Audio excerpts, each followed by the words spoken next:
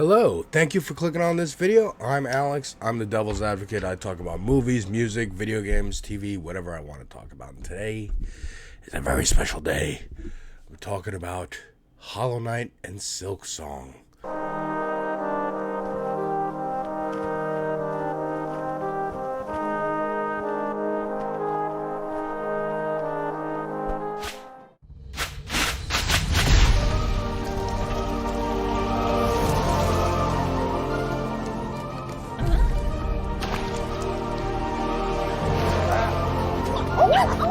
Playing Hollow Knight for me was a very special experience. I got the game in 2018.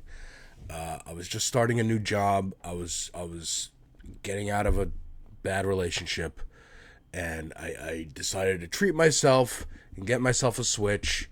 I bought Mario Odyssey and Breath of the Wild as my first games, and then eventually throughout the year, I had been seeing some footage of Hollow Knight. I thought it looked cool. I didn't know what a metroidvania was, and I was like, you know what? It's only $15. It's about the price of a dub sack. So if I don't like it, fine. I still get some value out of it. And if I do like it, then it was worth the price. And boy, oh boy, was that worth the price, because there were already DLCs out. It was all free DLCs.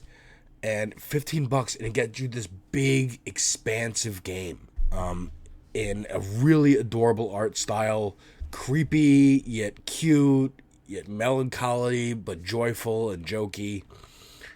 It reminded me of the best of Newgrounds, and not surprisingly, I found out later that Hollow Knight did start out as a Newgrounds game called Hungry Knight.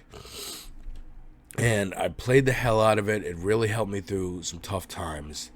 And I just wanted to show love for that game. Up top, okay? I love Hollow Knight. I'm a big fan. I'm not the biggest fan. You know, I haven't started recently diving into the lore.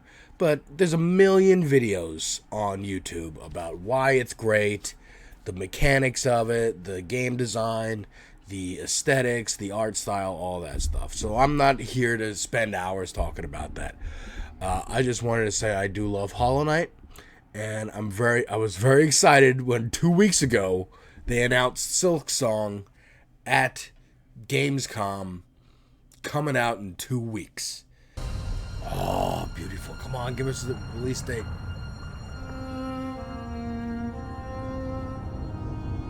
September. Alright, well, we got about a week or two. Holy shit. And you can see my reaction to that on my channel. The Gamescom reveal trailer. I want to talk about my first impressions playing Silksong. It just came out. I've been playing it, Thursday evening when it first dropped. When I got back from work, I should have brought my Switch to work, really, is what I should have done. And then I did do that yesterday on Friday, and I played it pretty much all day at work, because it was a slow day. And then when I got home as well. I've made some progress to, obviously, a couple biomes and a couple bosses and stuff. There will be, if you consider that spoilers, then yeah, it's going to be in here. But it's really just the beginning areas. I'm not great at these games, so I didn't get super duper far. But yeah, man, the art style is back, and it's even somehow even more crisp and beautiful than it was in the first game. They have had 7-8 years, maybe more, to be working on this. I think Silksong was originally going to be a DLC for Hollow Knight where you play as Hornet, but then they were like, dude, there's too many ideas here, and we got to rejigger all the mechanics, so let's just make a whole new game. And you can tell they took their time. It is gorgeous. It is lush. The music, folks, just listen to this music.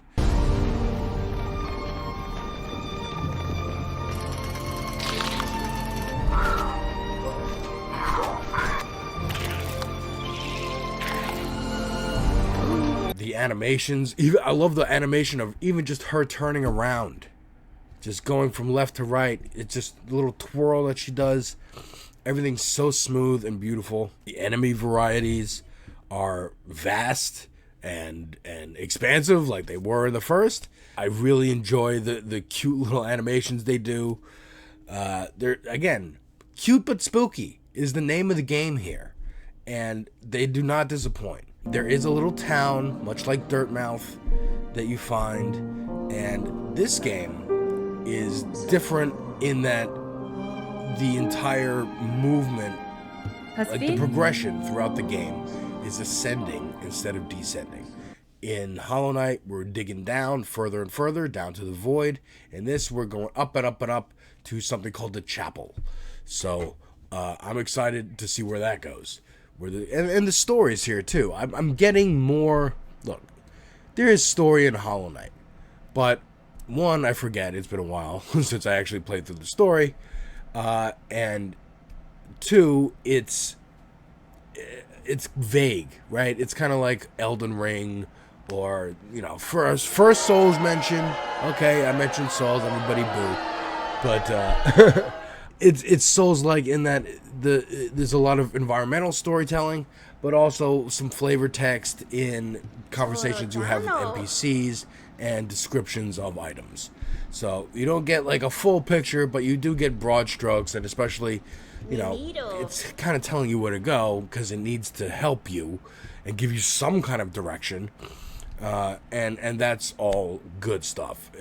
We're looking for Hornet has been captured in the opening, is brought to this new realm of Farloom, I think it's called, and we escape, and we got to find out who captured us and why, and so we're making our way up to something called the chapel.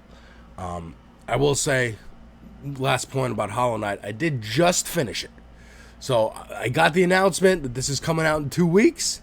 I was like, fuck, I gotta beat Radiance. Finally, the secret final boss of Hollow Knight, and I've been trying to beat it for like a couple of years now. Off and on, I put the game down and whatnot, but I finally did it, and here's proof. So I was all ready, and the feeling when I finally did it was immense.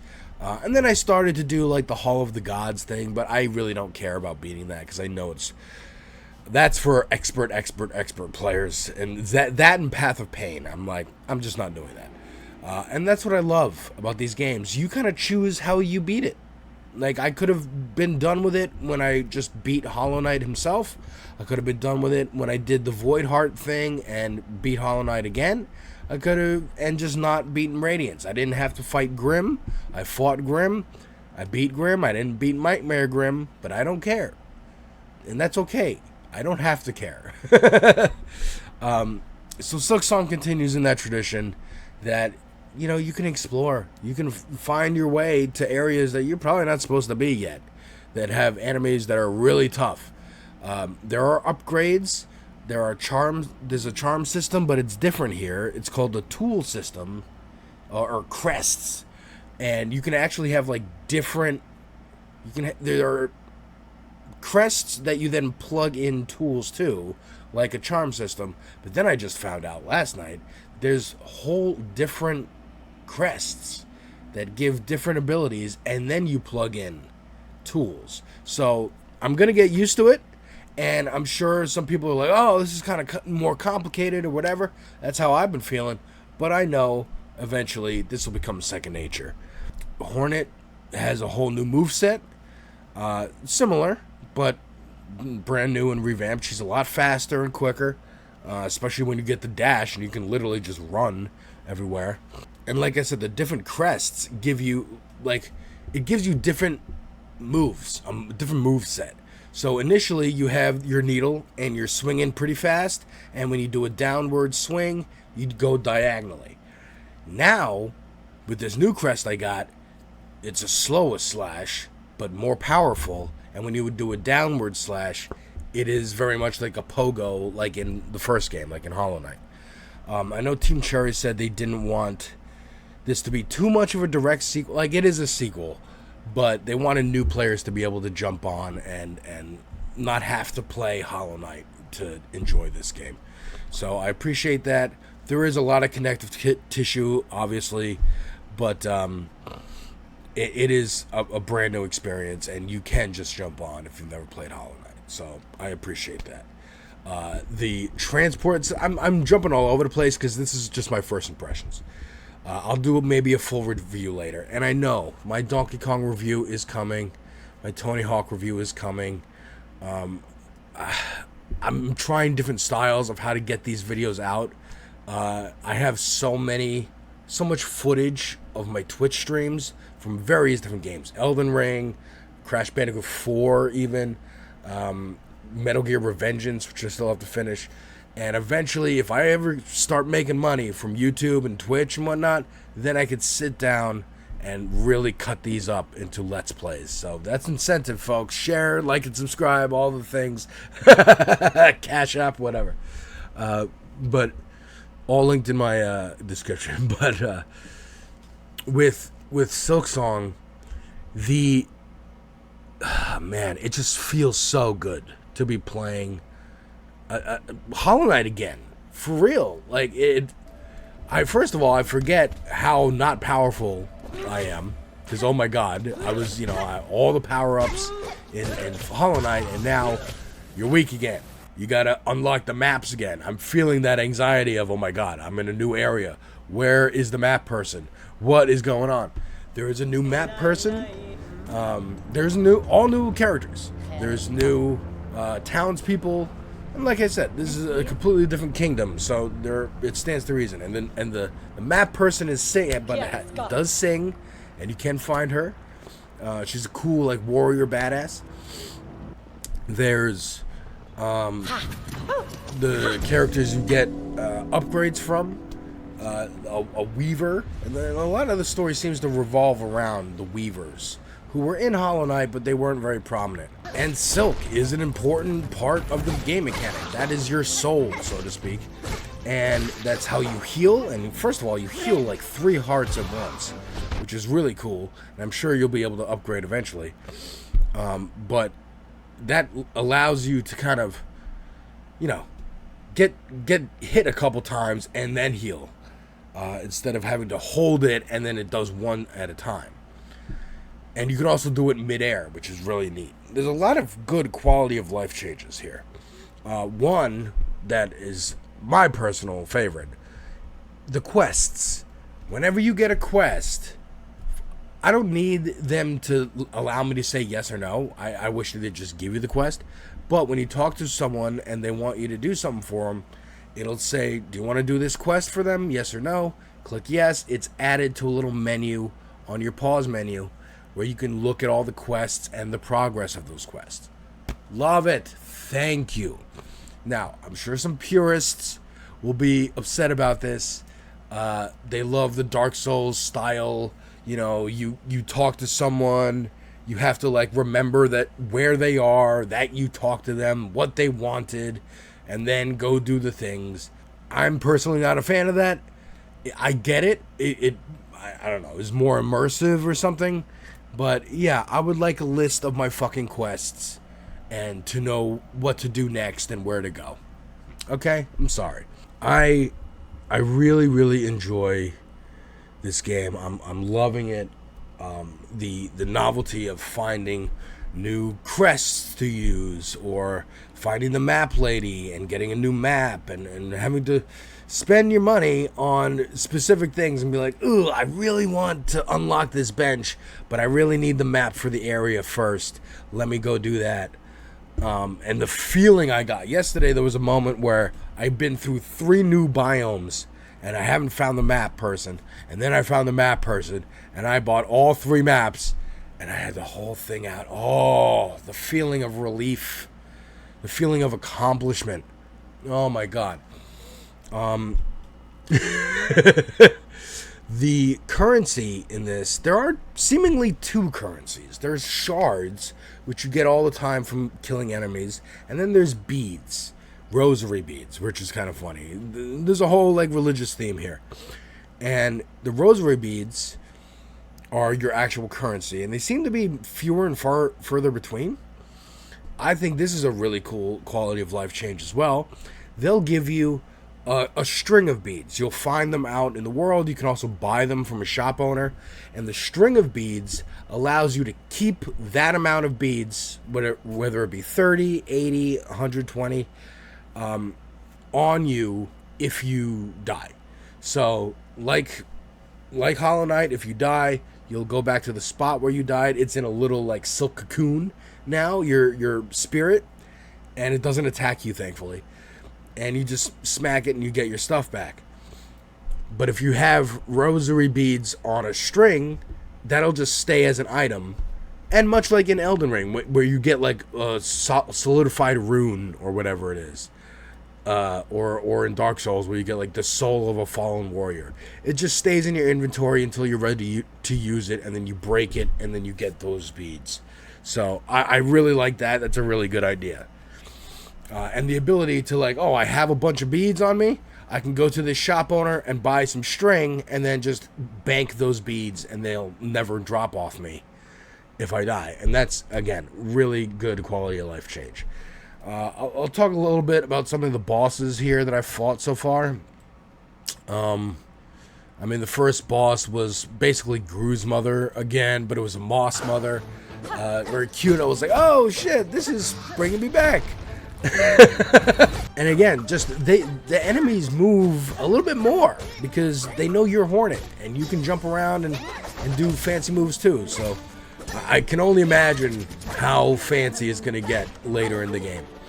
I also fought this big mechanical thing, the fourth chorus, which, if I'm thinking of Bayonetta, this may be like an angel robot or some kind of holy robot, because a lot of the enemies in Bayonetta were also named like the chorus or virtue or justice or whatever the fuck. So I'd be, if we're getting some fucking Bayonetta influence in this shit, oh my god, love Bayonetta. I also want to mention this one boss is the Bell Beast, and the Bell Beast is the transportation, and I thought that was a really fucking neat idea. There's a little mini quest that you need to do where the Bell Beast is trapped in these webs, and if you smack webs, you'll get more silk. So that's a cool little mechanic. And there are like web deposits around. But in this little area, you get the new skill where you can throw the needle and it comes back to you, just like Hornet did to us when we were at Hollow Knight, okay? And with this ability, you can completely destroy web deposits, because normally you just hit it a bunch of times, the strings will go away, but then they'll come right back, and they're really tough. But if you throw the thing, it'll just go through all of it. So you got to go release the Bell Beast, and then he fights you, and you got to actually beat him as a boss to then use him as a transport. And I thought that was a great idea. That I would love to have had a fight against the stag in Hollow Knight. I think it endears you to this transportation beast a little bit more. The fact that like you fought him and then you freed him, and now he's indebted to you, and he cares about you. He likes you, and you like him more now because of that. I just immediately I was like, please don't kill this thing. Please, game, do not make me cry. Do not kill the Bell Beast. He is a precious boy. So yeah, folks, that is, I guess that'll do it for my first impressions. It's fucking great. There's tons. Should be playing footage over all of this, but there's so much to see and discover. The gameplay is just immaculate, so tight. The animations are beautiful. The songs, oh my god, the music in this game, the music in the first game as well. But like, oh, I'm in pain because it's so fucking good. I'm going to finish this video as fast as I can because I want to play more fucking Silksong. It is so goddamn good. Please grab it. I'm glad it's only $20. That's a big, weird controversy too. Let's just talk about this real quick at the end here. They say, I'm seeing complaints from fans that they want Silksong to have costed more money.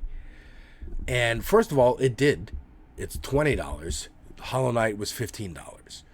So it's already $5 more. And that tells me, oh, this game is going to be huge.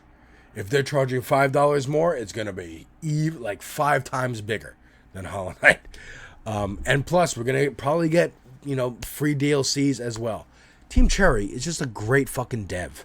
Okay? That's why people are complaining they want to pay them more money, because they are so good. They're so kind to their fans. They take their fans into consideration. They update as much as they can about the development of Silksong. Yes, we were pissed off. Oh, it took 6-7 years for us to really hear any more updates, but it's here. All is forgiven. It's $20. Grab the game. It's the price of a dub sack, folks. It's the price of a dub sack that'd be gone in a week or in a day if you don't smoke like I do, where I'm conservative with it. And play the hell out of it, man. It's a great game. It's lovely. Even if you haven't played Hollow Knight, Silksong is the game for you. It was my first Metroidvania. I didn't know what the genre was, but I get it now. And it even got me to play Metroid itself on Nintendo Switch online. So, yeah, man. Hollow Knight, I love. I can't talk enough about it. There's a million videos on here talking about it, so I'll be another one. And my first impressions of Silksong is it's fucking immaculate. It's immaculate. It's beautiful. It's gorgeous. The music is lovely and melancholy, but hype at times, and tense at times, and joyful at times, and all the character. Again, I already said this. Enough. Take care, folks. Enjoy Silksong.